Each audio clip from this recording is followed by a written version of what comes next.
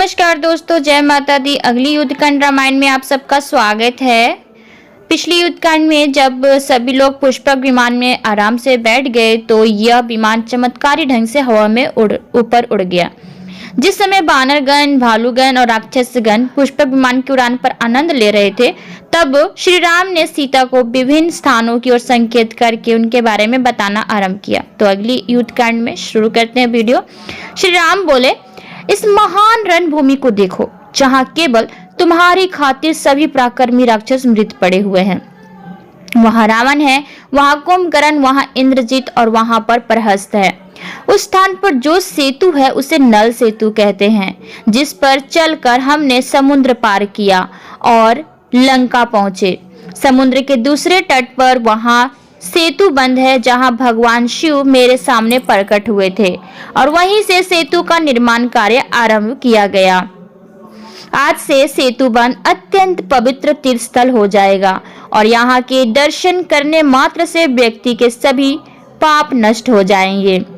जब श्री राम ने सीता को किष्किंधा के दर्शन कराए तो सीता बोली, यदि वानर प्रमुखों की सभी पत्नियां भी हमारे साथ अयोध्या चल पाती तो मुझे बहुत प्रसन्नता होती। श्री राम ने सीता जी की इच्छा पूरी की और विमान को किष्किंधा में रोकने के बाद उन्होंने सुग्रीव व अन्य वानर प्रमुखों को शीघ्र जाकर अपनी पत्नियों के साथ वापस आने का निर्देश दिया।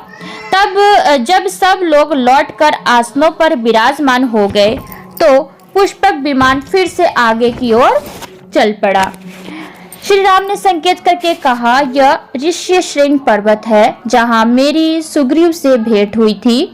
इसके पास ही में यह स्वर्ग के समान सुंदर पंपा झील है, जो नीले रंग के कमल के फूलों से परिपूर्ण है। इसके आगे तुम्हें गोदावरी नदी दिखेगी और इसके तट पर ही अगस्त्य ऋषि का आश्रम है। प्रिय सीता, उधर वहां पर वह स्थान है जहां रावण ने तुम्हारा अपहरण किया था। वह चित्रकूट है जहां भरत मुझसे मिलने आए थे। वह यमुना नदी है, वह विशाल गंगा नदी है, जहां पर राजा गुहा की राजधानी श्रृंगबेरपुर दिख रही है।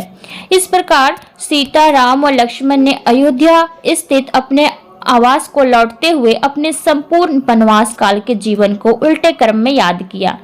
अंततः सरयू नदी दिखाई दी और फिर अयोध्या का सीमावर्ती क्षेत्र दिखने लगा।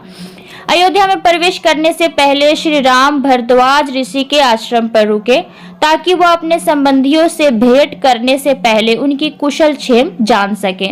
श्री राम का हार्दिक स्वागत करने और उनसे प्रणाम के रूप में आदर सम्मान प्राप्त करने के बाद भरद्वाज मुनि बोले, आपकी अनुपस्थिति में भरत ने मृंगावर पहनकर और जटा धारण करके कठोर तपस्वी जीवन व्यतीत किया है।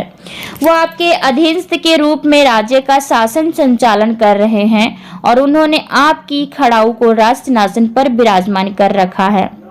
हे राम, आपके वनवास के दौरान घटी घटनाओं के विषय में मैं अपनी दिव्य शक्ति से सब कुछ जानता हूँ। मैं बहुत प्रसन्न हूँ कि आपने धरती से रावण रूपी पाप का भार कम कर दिया है, इसलिए आज जो भी वरदान चाहे मांग लें। श्री राम ने प्रसन्न होकर कहा, अयोध्या तक पहुंचने वाले मार्ग के पास स्थित सभी वृक्ष फलों से लद जाए। इन वृक्षों से अमृत के समान सुगंध वाली शहद की धारा प्रवाहित हो जाए। श्री राम के मुख से बात पूरी होते ही अयोध्या जाने वाले मार्ग के पास स्थित सभी वृक्ष मधुर फलों से लद गए। इस चमत्कारी परिवर्तन को देखकर हजारों हजार वानर तत्क्षण पुष्पक विमान से कूद पड़े और छक कर आनंद उनका उठाने लगे। राम सदैव ही ये सोचा करते थे कि इन वानरों की निस्वार्थ सेवा का उपकार कैसे चुकाए, इसलिए उन्हें प्रसन्न करने का यह शुभ अवसर पाकर वह अत्यंत प्रसन्न हुए। फिर हनुमान की ओर मुड़कर श्री राम बोले, मैं चाहता हूँ कि आप गुहा के पास जाकर उन्हें आगमन की सूचना दें। इसके बाद आप नंदीग्राम जाएं। मैं चाहता हूँ कि आप भरत को सीता के अपहरण से लेकर उनके उद्धार तक की सारी घटना सुनाएं। मेरे आगमन की सूचना देकर भरत के चेहरे पर कैसे भाव प्रकट होते हैं, इस विषय पर विशेष रूप से ध्यान देना। फिर हमारे इस स्थान को छोड़कर जाने से पूर्व मुझे इस बारे में सूचना देना। यदि भरत राज्य का शासन करने की इच्छा रखते हैं, भले ही यह शासकीय पद और इसके कारण प्राप्त होने वाली शक्तियों के मोह के कारण हो, या राजसी ऐश्वर्य का भोग करने की इच्छा हो, या भले ही केकई के आग्रह के कारण हो, तो मैं प्रसन्नता पूर्वक उन्हें ऐसा करने की अनुमति देता हूँ। तब हनुमान मानव रूप धारण करके वायु मार्ग द्वारा वहां पहुंच गए। पहले वह गुहा के पास पहुंचे और उन्हें सूचित किया कि भरद्वाज ऋषि के आश्रम में रात व्यतीत करने के बाद राम उनसे भेंट करने आएंगे। इसके बाद नंदीग्राम पहुंचकर हनुमान ने भरत को वृक्ष की छाल के वस्त्र पहने और जटा जूट धारण किए हुए देखा। भरत एक छोटी सी कुटिया में रह रहे थे और फल एवं कंद मूल खाकर जीवन व्यतीत कर रहे थे। हनुमान को यह बहुत दुर्बल और दुखी जान पड़े।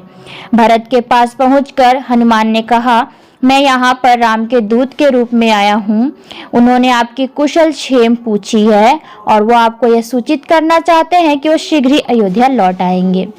इन अमृत समान शब्दों को सुनकर भरत का चेहरा अत्यधिक प्रसन्नता के कारण दमक उठा। आध्यात्मिक भावमन से उत्तेजित होकर वह अचानक मूर्छित होकर जमीन पर गिर पड़े।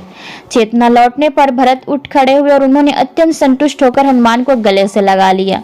हनुमान पर अपने अश्रुओं की वर्षा करते हुए भरत बोले, आप मेरे पास यह परम आनंददायक समाचार लेकर आए हैं, इसलिए मैं इसी क्षण आपको पुरस्कार स्वरूप कई गाय, 100 गाय और विवाह के लिए 16 कुंवारी कन्याएं देता हूँ। कृपया करके बैठ जाएं और श्री राम के वनवास के दौरान जो भी घटनाएं घटी है मुझे बताएं।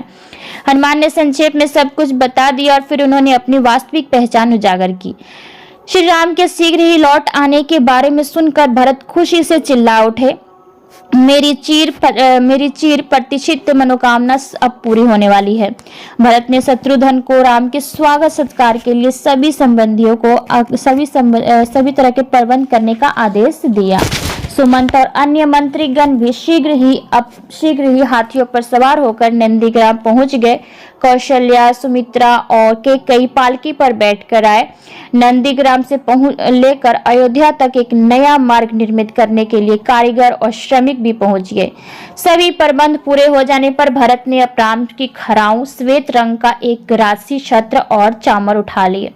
अनेक ब्राह्मणों के साथ लेकर वह अपनी कुटिया से बाहर निकलकर मार्ग पर खड़े हो गए और राम की आगमन की प्रतीक्षा में वहां शंख तथा ढोल नगारे बजने लगे। तो मिलते हैं आपसे अगली वीडियो में, तब तक के लिए आज्ञा दीजिए। धन्यवाद।